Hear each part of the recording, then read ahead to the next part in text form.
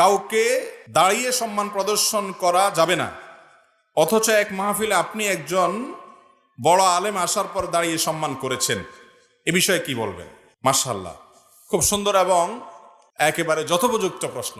ভাইরা আমার, নবী করিম সাল্লাল্লাহু আলাইহি ওয়াসাল্লাম বিভিন্ন হাদিস থেকে সুস্পষ্টভাবে প্রমাণিত হয়, তিনি নিষেধ করেছেন যে কাউকে স্রেফ সম্মান দেখানোর জন্য দাঁড়িয়ে যাবে না।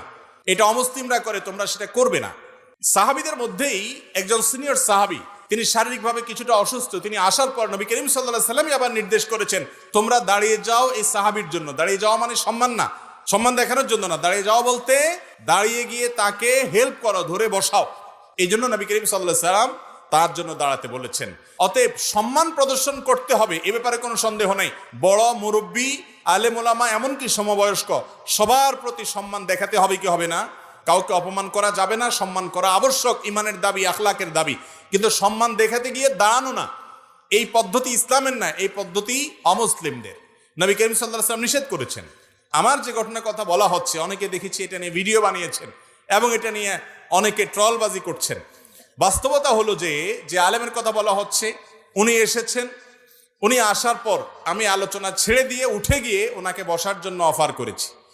তো উনি বলেছেন, ওই আওয়াজগুলো এখনো রেকর্ড আছে, উনি বলেছেন যে না, আমি আপনার ওয়াজ শোনার জন্য আসছি, আপনি বরং ওয়াজ করেন, আমি বসবো।